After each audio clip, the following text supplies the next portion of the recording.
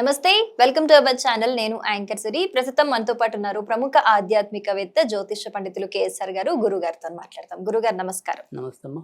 గురుగారు, చాలా మంది కూడా వాళ్ళకి క్వాలిఫికేషన్ ఉంటుంది, టాలెంట్ ఉంటుంది, కానీ ఎన్ని ఇంటర్వ్యూస్కి వెళ్ళినా కూడా ఉద్యోగం రాకపోవటము, కొంతమందికి కాల్ లెటర్స్, ఆఫర్ లెటర్స్ వచ్చినా కూడా మళ్ళీ ఏదో ఒకటి ఆ ఉద్యోగం అనేది దూరం అవ్వటం, ఇలాంటివన్నీ చూస్తూ ఉంటాము.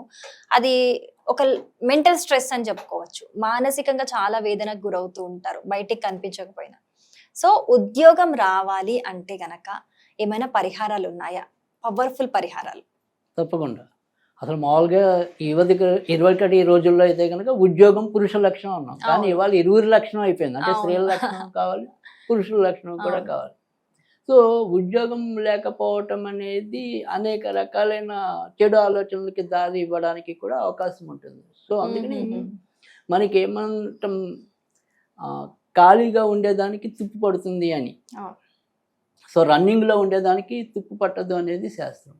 సో అందుకని మనం ఏదో ఒక పని అనేది చేస్తూ ఉంటేనే మన శరీరం మనకి సక్రమంగా పనిచేయటం అనేది ఉంటుంది. సో ఆ ఉద్యోగం లేకపోవటం అనేది ఒక మానసిక ఆందోళననే కాకుండా తర్వాత మన యొక్క జీవితాన్ని ఎంతో కొంత చిన్న భిన్నం చేయడానికి కూడా అవకాశాలు ఎక్కువ ఉంటాయి.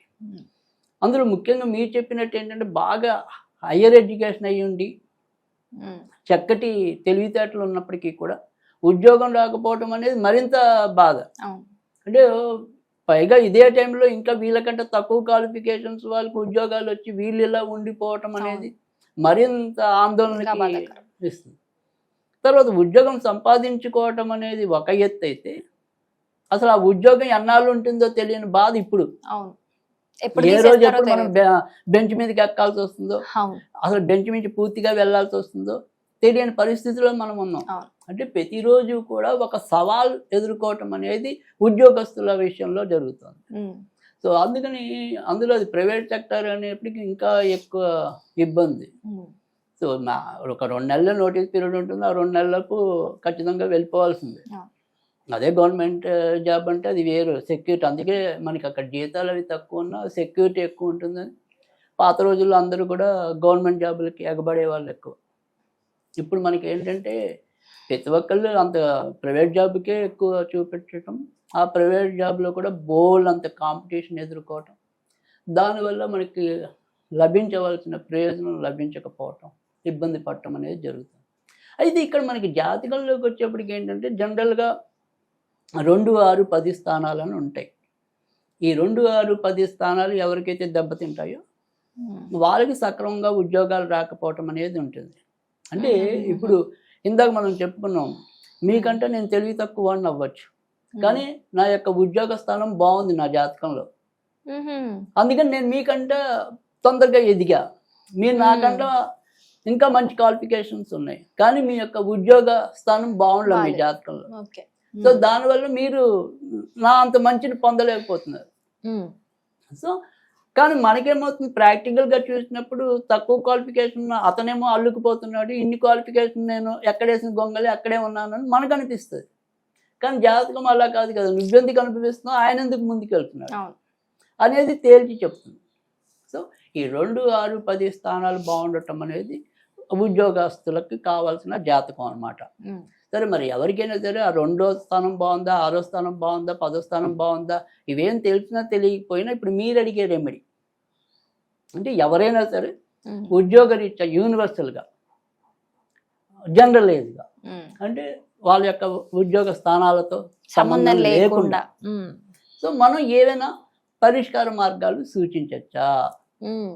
సో ఈ పరిష్కార మార్గాలు సూచించటం కోసం మనం ఏం చేయొచ్చు అంటే కనుక, ఖచ్చితంగా నేను చెప్పింది ఇప్పుడు ఏదైతే చిన్న పదం ఉంటుందో, ఇది కూడా మరీ ఎక్కువ కఠినమైన బీజాక్షరాలు దీంట్లో ఉండవు, చాలా తేలికే. ఓం భం భరతాయ నమః, ఓం భం భరతాయ నమః. ఇది రోజు 48 సార్లు చదువుకుంటే చాలు. ఏదైనా ఇది ఒక 40 రోజులు చదువుకోవాలి కంటిన్యూగా. దేవుడి దగ్గరే చదవాలని కూడా లేదు, ఇది కూడా ఎక్కడైనా చదువుకోవచ్చు. కానీ ఏ రోజైతే మనకి ఇంటర్వ్యూ ఉంటుందో, అది ఆన్లైన్ ఏదైనా సరే లేదా ఆఫ్లైన్, ఆ రోజు మాత్రం 108 సార్లు చదువుకోవాలి. ఇంటర్వ్యూకి ముందు. ఇంటర్వ్యూకి ముందు. కానీ ఉత్తి రోజుల్లో మటుకు ప్రతిరోజు 48 సార్లు చదివితే చాలు. ఓకే. మనం ఈ 40 రోజుల్లో అనుకోకుండా ఏదైనా ఇంటర్వ్యూ అటెంప్ట్ చేసే రోజు వచ్చింది, ఆ రోజు 108. అర్థమైంది కదా? ఓకే, అర్థమైంది. సో ఆ రకంగా మన వాళ్ళు చేయాలన్నమాట. తర్వాత అవకాశం ఉంటే ఆదివారాలు అప్పుడప్పుడు గోధుమ రవ్వ పంచదార కలిపి ఏదైనా చెట్టు లేదా మొక్క మొదల్లో జల్లితే ఖచ్చితంగా మంచి జరగటం అనేది ఉంటుంది. సో ఇది కాకుండా మనందరికీ కూడా తేలికైన పద్ధతిలో ఏ సిచ్యువేషన్ చదవటం వల్ల మంచి జరుగుతుంది, ఎప్పుడైనా సరే ఎలాంటి సందర్భంలో అయినా సరే చేసుకోవడానికి ఏది వీలుగా ఉంటుంది అనేది కనుక చూసినట్టయితే కనుక, అంటే ఇది కొత్తగా ఉద్యోగం రావటం కోసమే కాదు, ఉద్యోగంలో సమస్యలు ఉన్నాయి, ప్రెషర్ ఎక్కువ ఉంది, సో ఎప్పుడు తీసేస్తారో తెలియని ఇన్సెక్యూరిటీ ఫీలింగ్ ఉంది.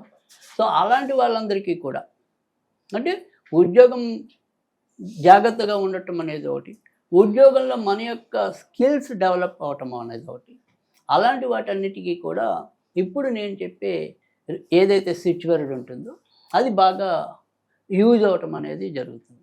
ఆ స్విచ్ వర్డ్ ఏంటి అంటే కనుక my goals are tuned, my goals are tuned. Okay. So వాళ్ళకి తగినట్టుగా ఆ గోల్స్ అన్ని కూడా ట్యూన్ అవటం అనేది ఉంటుంది. సో అలా అవకాశాలన్నీ కూడా మనకి ఆ రకంగా ట్యూన్ అవటం అనేది ఉంటుంది. సో అందుకే my goals are tune. Okay. So అది చదువుకున్నట్టయితే కనుక చాలా మంచి ఫలితాలు అవటం అనేది ఉంటుంది. ఇది కూడా సేమ గురువు గారు 48 సార్లు తీసుకోవాలి రోజుకి. ఇది 48 సార్లు కాదు, ఓన్లీ ఓం భం భర్తాయనమా అనేది 48 సార్లు. ఇది మటుకు రోజు 51 సార్లు చదువుకోవాలి, 51. సో 51 టైమ్స్ చదువుకోవాలి. ఓకే. అలా చదువుకున్నట్టయితే కనుక ఖచ్చితంగా ఉద్యోగ పరంగా దాని చుట్టూ ఉండి ఆవరించబడే సమస్యలు ఏవైతే ఉంటాయో ఆ సమస్యలన్నీ కూడా తొలగడానికి అవకాశం ఉంటుంది. తర్వాత రెండోది వచ్చేప్పుడు ఏంటంటే, ఒకవేళ ఇంకా కొద్దిగా పవర్ఫుల్గా కొద్దిగా తొందరగా ఉద్యోగంలో సమస్యలు తీరాలి అనుకుంటే కనుక ఇది చదవటం కాకుండా ఏదైనా సరే ఒక నోట్బుక్ పెట్టుకుని ప్రతిరోజు కూడా అక్కడ ఎర్ర పెన్నుతో ఇది రోజు రాయగలిగితే 51 సార్లు రోజు, అలా 21 రోజులు రాయాలి. అలా రాసినట్టయితే కనుక చాలా ఇంకా కొంత తొందరగా పనిచేయడానికి అవకాశం ఉంటుంది. అయితే రెడ్ కలర్ ఇంకు వాడాలి, మాత్రమే రెడ్ కలర్ మాత్రమే వాడాలి, రెడ్ కలర్ ఇంకు వాడాలి. ఆ రకంగా చేసినట్టయితే చాలా బాగుంటుంది. రైట్ గురుగారు, చాలా ఈజీ రెమెడీస్ చెప్పారు. Thank you so much Guru.